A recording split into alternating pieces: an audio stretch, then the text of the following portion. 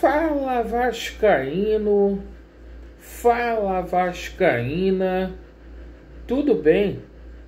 Um bom dia, um bom começo de tarde, um casaca no seu coração e principalmente que Deus possa abençoar as nossas vidas. Amigos, nesse vídeo a gente vai falar muito aqui sobre as categorias de base. Amanhã é a nossa estreia na Taça São Paulo de Júnior. Vamos abordar a questão de salários atrasados. Jorge Salgado costurando um acordo com a Rede Globo de televisão em troca de apoio político.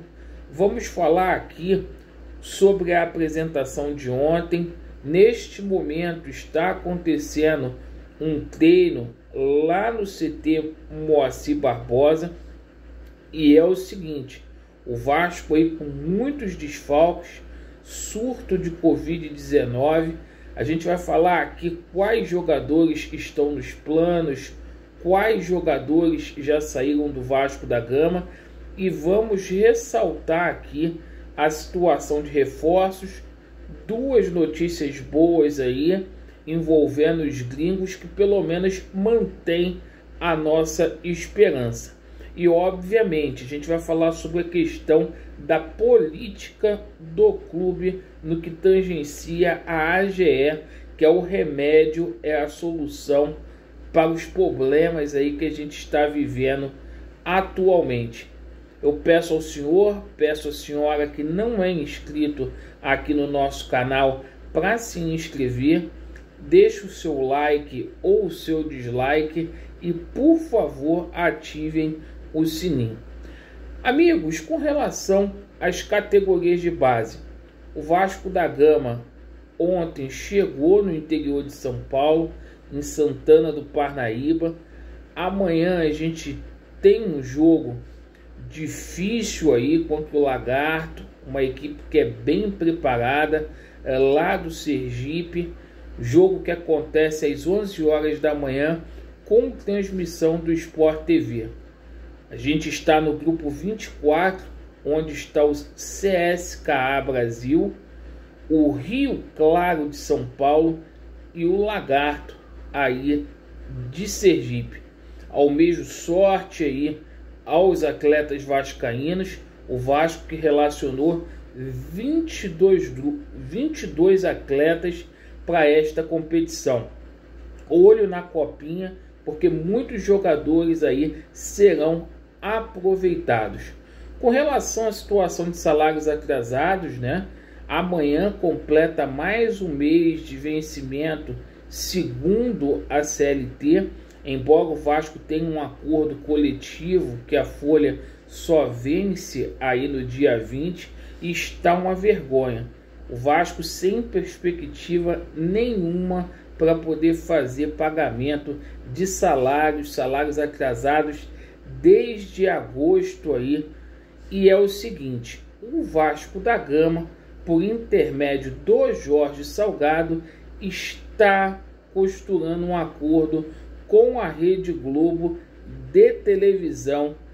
A Globo aí perdeu vários campeonatos e a Globo costura um acordo com os clubes do Rio de Janeiro para transmitir o campeonato estadual pelo Premier. Isto mesmo.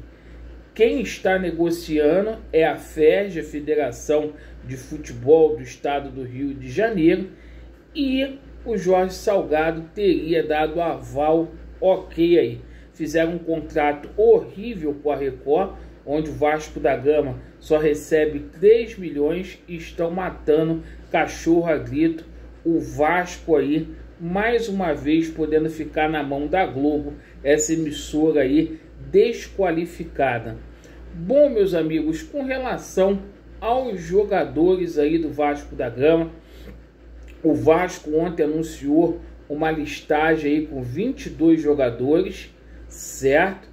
O Vasco também anunciou que vários jogadores aí estão fora dos planos.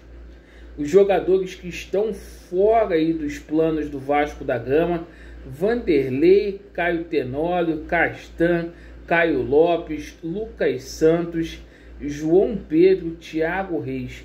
Me chamou a atenção aí o fato do treinador Zé Ricardo não querer contar aí com o João Pedro e com o Caio Lopes. Eu acho uma pena, porque eu acho que são jogadores que têm qualidades aí para agregar ao elenco vascaíno. A gente, nessa apresentação de ontem, né, tá tendo um treinamento hoje, agora, o Vasco que vai treinar 2 vezes por dia, 9h30 da manhã e depois às 16h30 da tarde. Tá rolando um treinamento agora, o Vasco aí desfalcado, o Cangá continua lá no Equador, assim como o Matias Galarza no Paraguai. Ambos contraíram aí o Covid-19. Além disso, Thiago Rodrigues, Léo Matos, Riquelme e Nenê também não estão treinando. Isolamento aí total aí de 10 dias, conforme manda a CBF. Bom, meus amigos, com relação a reforços, até aqui o Vasco da Gama apresentou 8 reforços. 8 reforços, 8 contratações aí confirmadas. Thiago Rodrigues, goleiro que veio lá do CSA, de 33 anos.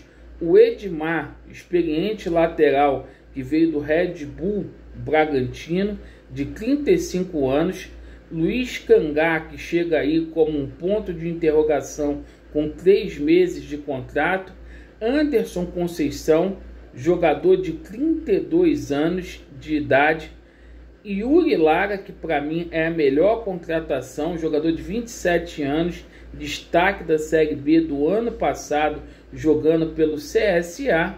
O Isaac, que veio aí do Grêmio, que é uma aposta, garoto novo. E a gente ontem tomou conhecimento aí que o Vitinho se reapresentou, vai ser oficializado aí, apresentado aí com a camisa do Vasco, assim como o Raniel, fizeram exames médicos aí e foram aprovados. Então o Vasco chega a 8 reforços aí, mas eu repito, o Vasco da Gama está com poucos jogadores treinando por conta dessa situação do surto da Covid-19. Meus amigos, ainda sobre a situação dos gringos, a gente teve 2 boas notícias. Com relação ao Luiz Amarília, ontem ele não se apresentou ao Vélez Sarsfield e o staff dele disse que ele colocou na cabeça que quer vir jogar no Vasco da Gama, quer atuar no futebol brasileiro. Então tá faltando aí o Vasco chegar a um denominador comum com o Vélez. O jogador não se apresentou, não quer mais vestir a camisa do Vélez e pode acontecer. E ontem a gente já dava essa negociação como descartada, porque havia uma expectativa enorme dele se apresentar lá no Vélez Sarsfield, coisa que não aconteceu. E sobre a situação envolvendo o Pablo Maguinin, né, a notícia foi desmentida que ele teria acertado a renovação de contrato com o Tigre da Argentina, e o empresário disse que o Vasco é sim uma possibilidade. Se o Vasco conseguisse acertar com esses 2 jogadores, agrega muito para o elenco vascaíno, porque o elenco do Vasco, pelo menos nesse princípio de ano, está muito limitado. E meus amigos, vocês estão vendo aí que a situação do Vasco está difícil, por isso eu peço para vocês se tornarem sócios do Vasco, para vocês assinarem a AGE, que é muito importante para a gente destituir esses golpistas que estão aí no Vasco da Gama, fazendo tanto mal ao nosso clube. Eu agradeço pela sua atenção. Essas foram as notícias do Vasco. Vasco neles, a verdade prevalecerá e vai dar Vasco. Valeu!